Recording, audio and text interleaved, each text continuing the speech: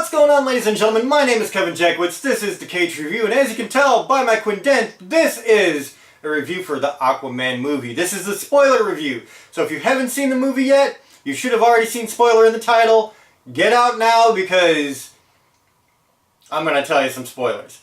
And I'll be honest, this movie doesn't have a lot to spoil. It really does not. But I'm going to get into this. First of all, talking about the basics. The movie looks amazing beginning to end. It doesn't matter if it's a fight sequence or two people having a conversation with an amazing background. This movie looks spectacular. James Wan went in with a vision. He nailed it. Absolutely nailed it. It is a beautiful movie to look at. Guaranteed, like I said in the non-spoiler review, you're going to see things in this movie you've never seen before. And that's what going to the movies is all about. He takes you to worlds, not worlds that are just amazing to look at. So, with that being said, let's talk about how the performances were. I said before, I think Jason Momoa is great. I really like him. But he's not the most diverse actor in the world. James Wan knows what he's working with, and he fit Aquaman's role to Jason Momoa's character, and that worked to the benefit of the movie. I really like Jason Momoa in this movie. He's got this quirky sense of humor. But it just, his personality really shone through. And I like his personality. Like, it just works. And honestly, I could take all those words that I just said about Jason Momoa and put them on Amber Heard as well.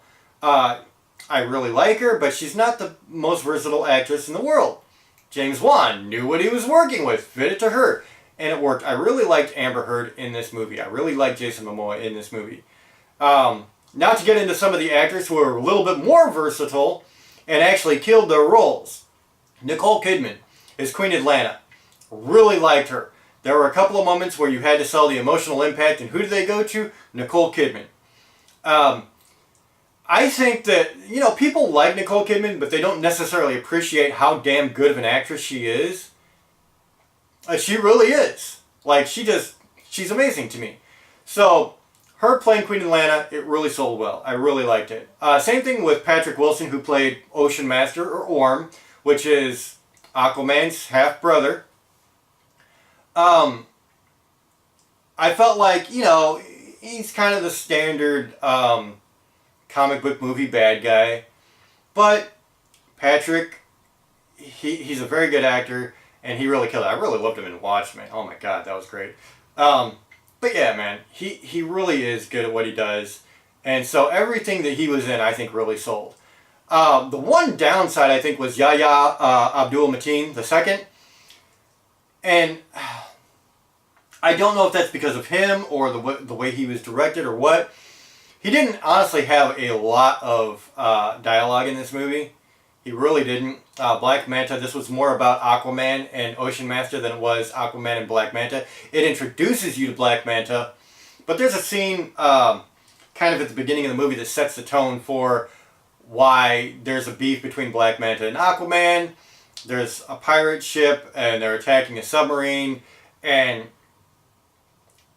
Aquaman comes in, saves the day. Black Manta's there with his father. The father gets killed.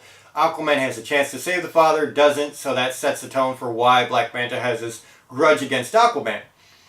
And I really appreciate James Wan trying to set that up. Okay, you have a cause and effect kind of thing, there's consequences, instead of it just being a very, very generic storyline, which, I mean, I'm not saying it's not completely not generic, but it gives you something. It seemed a little overacted. A little cheesy at points. Now the scenes with Black Manta when they're fighting and the choreography, like there was a scene a little bit later. You find out that Orm, Ocean Master, is giving Black Manta Atlantean technology to fight Aquaman, and then he finds Aquaman in Italy, and the fight scene is kind of crazy. And if you saw the extended trailer where they're chasing Mira on the rooftops and you see Black Manta blowing shit up, well, that's the scene that I'm talking about. And you see maybe 25% of it, maybe a little more in the trailer. But it's a very extended scene, and it looks great. It really grabs your attention the whole way through. It's just amazing. Like, that sequence is brilliant. So I really liked it. Willem Dafoe as Nudist Valko Volko. Very good. Willem Dafoe. I mean, come on, he's Willem Dafoe. He's just that damn good.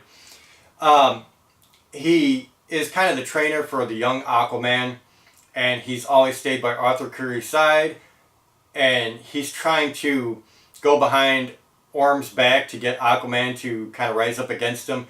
And there was actually a cool scene where Orm finally calls Nudist Volko out on it, and Willem Dafoe, you know, his facial inflections, his tone, he's always very, very good at what he does, and he just really sold it very well. That scene, it was great to me. Dolph Lundgren. He plays King Nereus, who is one of the kings of the Seven Kingdoms. There's 7 kingdoms underwater. And again, this was a better role, actually, from Dolph Lundgren than I've seen a lot of his roles. I really liked him in this. And he kind of is coerced by Orm to side with him, Orm, into fighting the land people. Of course, Nereus' daughter is Mira, who is, of course, kind of with Aquaman. So there's a couple of conflict situations where, you know, Dolph Lundgren has to play it off, and I think he does very well with it. I really do. So I was a big fan of most of the, you know, major roles in this movie and some of the, like, you know, not so major roles. I feel like everybody did fairly well with themselves.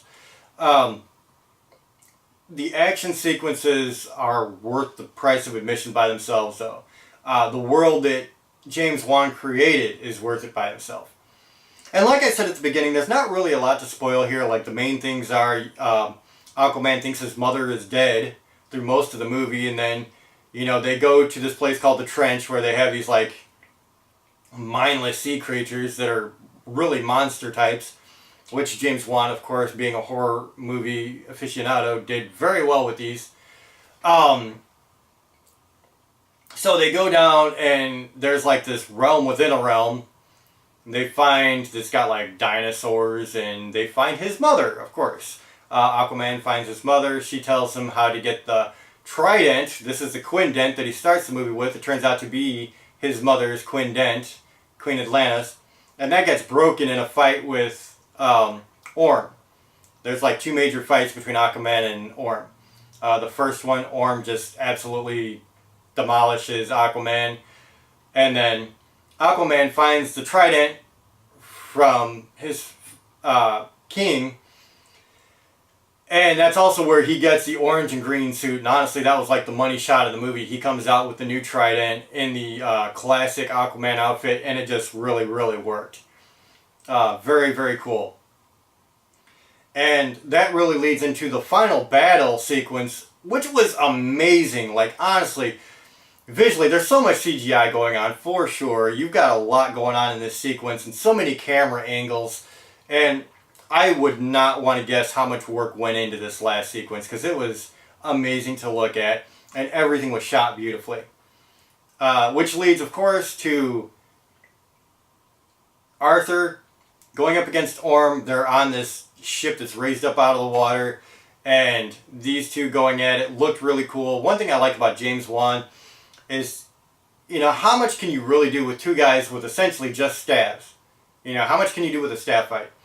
And, you know, he tried to make some unique things, like Orm took his trident and scraped off a piece of the metal flooring and threw it at Aquaman, and Aquaman using the water to his advantage. So visually very cool. And especially toward the end of the movie, in that last fight sequence, Aquaman, when he finally has the power, and you first see him coming up to face Orm, who is still underwater, and it's basically 2 kingdoms underwater trying to fight this other massive kingdom. And there's this really big fight sequence going on, and then all of a sudden, out of nowhere, this huge sea creature comes up out of the ground. It's got Aquaman on top of it, and he's using his ability to control the fish and the sharks. And so all the sea creatures kind of turn on their riders. And so that really shifted the tide in the battle, and that leads you into the last fight. At the end of the last fight, Aquaman kind of returns the favor by breaking Orm's trident. And then instead of killing him, they take him to jail, and Aquaman says, you know, when you're ready, talk to me. And then you get a mid-credit scene where you see Black Manta, whose mask is all cracked up because he got his ass beat.